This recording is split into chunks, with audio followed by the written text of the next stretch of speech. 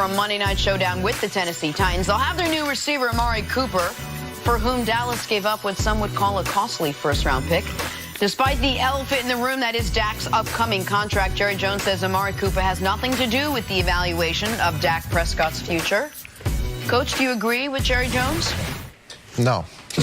Awesome, thank you. Well, look, when you trade away a first-round draft pick to go get a wide receiver and you're doing everything you can to help your quarterback be the quarterback you hope that he'll be, then that's got to be part of the equation, because you don't have a first-round draft pick. And the question is Dak going to be a force multiplier, or is he going to be a guy that you constantly have to add some kind of to help for him to be effective? They've got an elite running back. The question was, can they manage with the receivers they have? That hasn't been successful. They go get another wide receiver. Now, it's all part of the equation. It's all part of the equation. How much do we have to spend? How many resources do we have to put in place to make our quarterback be successful? The elite quarterbacks help everybody else be successful. It's not this drain of resources to make that person be successful. Here's the thing. I totally agree with you. But of course, Jerry Jones. Stop right there. Okay. Chris, what do you have? I totally agree with you. Halloween's your day. But of course, Jerry Jones is right, because Jerry Jones is the only one that has to evaluate Dak.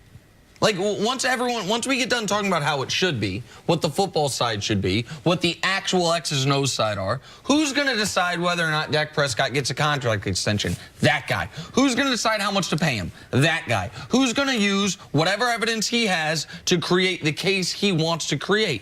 That guy. Like, so he should not be correct. And if it was a commentator, right? If this was a former, if it was Bill Parcells came out and said, former Dallas Cowboys coach Bill Parcells, Amari Cooper's got nothing to do with the evaluation of Dak Prescott. Troy Aikman. Troy Aikman, sure. Troy, Jimmy Johnson, any of these, Tony Romo, Jason Witten, any of these former Cowboys who are in the media came out and said it's got nothing to do with it. I'd say, well, you're wrong. Of course it has everything to do with it. But when Jerry says it, it's almost a tautology. It's true because it's true. Because he's the only one that gets to decide that. Like, it shouldn't be the case. But to me, with Jerry and Dak, it is turning into a classic case of confirmation bias. He knows what he wants the answer to be. And so he's going to find whatever pieces of evidence confirm what he wants the answer to be, and that will end up being the answer. But it doesn't mean the answer is right. It just means he has power. Correct. That's it. It doesn't. You're not necessarily making the right answer or getting the right answer.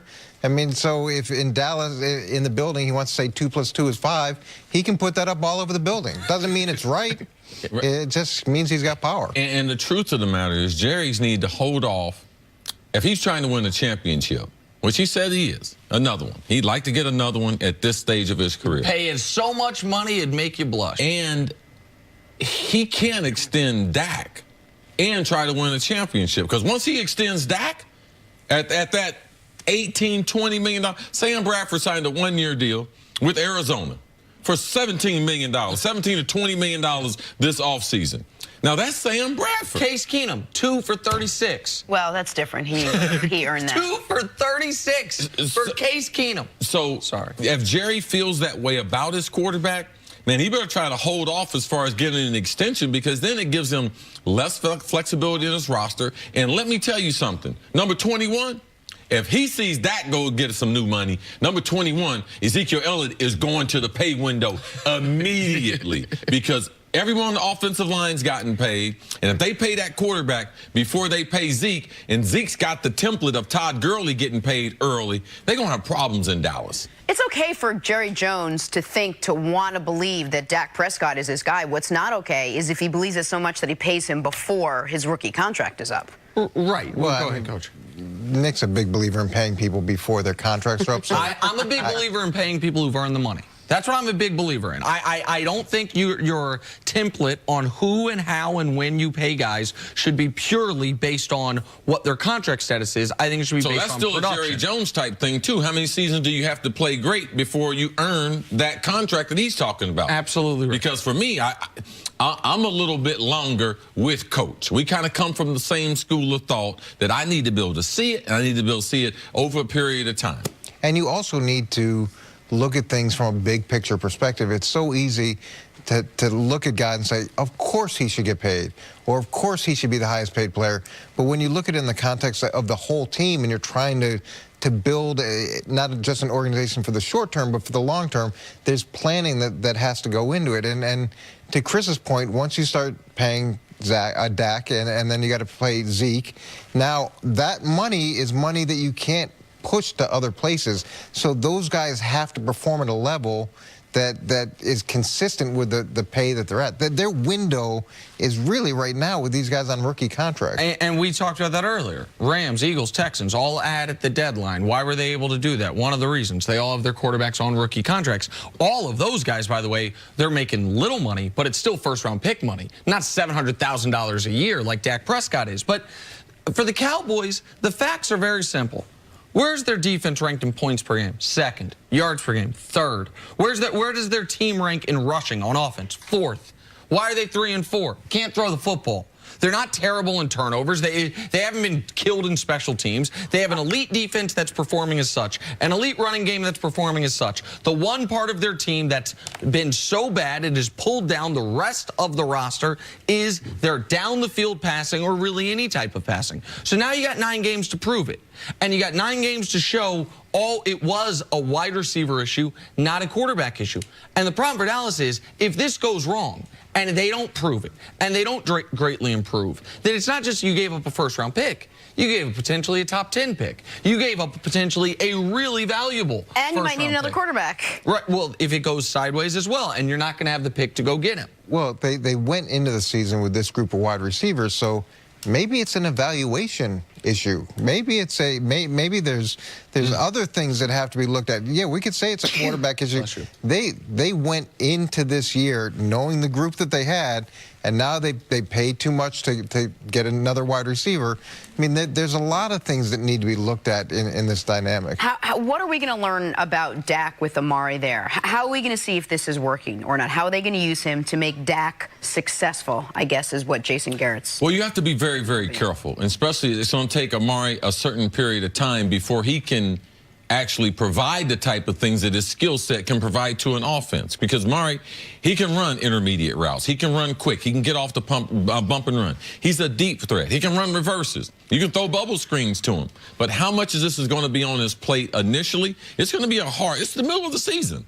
Like, this is not like the cookies. You just slice them, put them in the oven, 12, 13 minutes, and they just come out just great. No, this is a tremendous transition for a talented player, leaving the organization, coming to one of the most visible organization. How does that transpire off the field? How does it equate to wins on the field? It's going to take at least a month before you can start to evaluate his skill set and how the Cowboys are trying to utilize him. Look, I think I would have rather had Golden Tate and Demaryius Thomas for a 3rd and 4th than Amari Cooper for a 1. I get 2 guys for a 1, you know, and then so it's. But look, at the end of the day, that's interesting, and you're not tied to $14 million to him. Yeah, you give up a little bit less. You get 2 guys that can potentially make plays, but at the end of the day, it's going to be how much of an impact does he make first-round impact this season to justify what you're giving away. And Coach, you mentioned with Demaryius, it's his first time in a new system with a new team and a new organization. Same with Amari Cooper. At least he's gone through a lot of offensive coordinators, different head coaches, but it's his first time not playing for the Oakland Raiders. Give me a best case, worst case for a player who has the culture shock of being traded for the first time. Like give me an example of how it can help him, or go ahead. Let me take over that, because Amari, he went to Alabama. It was culture shock him going to Oakland.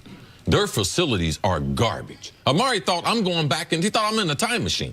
Like, am I playing for the 70s Raiders? Because they have the same facilities. Everything is dirty, grimy, and now he's going to the team that has the best facilities. They just finished their practice facility. It's amazing. So they have an owner. He can see the money. So for Amari, his transition is totally different. Denver Broncos, one of the best run organizations, best home crowd, great facilities, great. Texans, the same thing. So that transfer for him, organizational-wise, is very familiar to what he's seen. I guess what I was just talking about, maybe even just the We were talking during the break about when guys get fired or cut, they got to move their lives, things like that. Like, I'm sure you've seen instances of, for players, that shock being great, and for guys not being able to handle it early on, just the real life component of having to pick up and move everything. Yeah, guys who have been cut and traded and move around, they're used to that transition. But this is a little bit like being a rookie again. You've got a new city, you've got a new coaching staff, you've got a new building, you've got to move your family, you've got to find schools, you've got to learn a system, and you've got to perform at a high level in a very short amount of time. So if you don't have a track record of doing it, organizationally, you're gonna put as many resources and as much effort as you can to make that player as comfortable as possible, to take as many of those headaches out of the mix.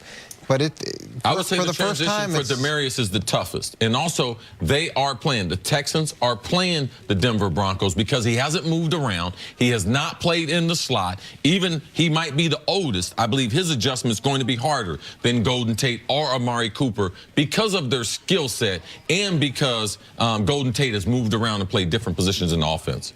Coach, thanks for hanging out today. Appreciate it. Happy Halloween. Coming up, does anyone stand a chance of knocking off Alabama next on First Things First?